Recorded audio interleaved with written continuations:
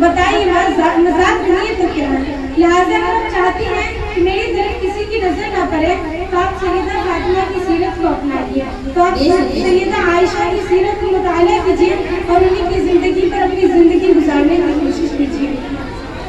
محترمہ سامعات، جس گھر میں عورتیں رہتی ہیں لازم سی بات ہے مرد حضرات بھی رہتے ہیں۔ مثلاً اگر بیٹی ہے تو بھائی کوئی نہ کوئی بھائی ضرور ہوگا، والد صاحب ضرور ہوں گے، چچا ذات بھائی ضرور ہوں گے، پھوپھی ذات بھائی ضرور ہوں گے۔ لیکن جب ہمارے گھر کی بچی ایسا لباس پہن کر گھر سے باہر جاتی ہے کہ روڈ راستوں پر آوارہ قسم کی لڑکی جو اسے دیکھ کر لطف اندوز ہو، اس کی نظر تو اس کپڑے پر بعد میں پڑتی ہے۔ ایسا لباس پہن کر گھر سے باہر جائے کہ لوگ اسے گندی نظروں سے دیکھیں، اس کی نظر تو اس میں بعد میں پڑتی ہے۔ پہلے تو اس کپڑے پر باپ بھائی کی نظر پڑتی ہے، پہلے تو گھر والوں کی نظر پڑتی ہے۔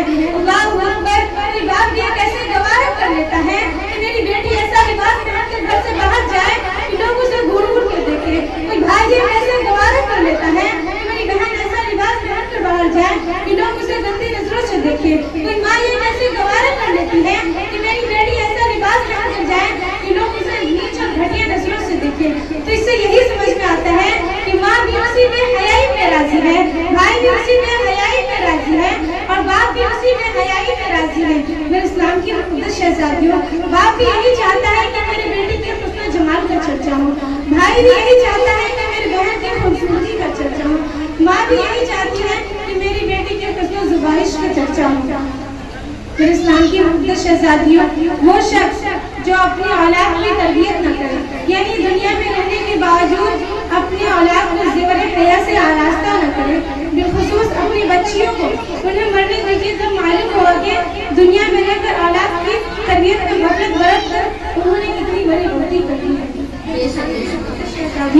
آج ہمارے معاشرے کا حال یہ ہو چکا ہے کہ ہمارے معاشرے کی عورت جب گھر میں رہتی ہے تو جیسا تیسا لباس پہن رہتی ہے، اور یوں ہی گھر سے باہر جانے کا اگر موقع مل جائے تو جو اس کے پاس سب سے عمدہ لباس ہو، جو سب سے خوبصورت ہو، وہ اسے وہ اختیار کر کے باہر جاتے ہیں۔ آپ کو بتا کہ اتنا اچھا کپڑا پہن کر جانے کی کیا ضرورت ہے؟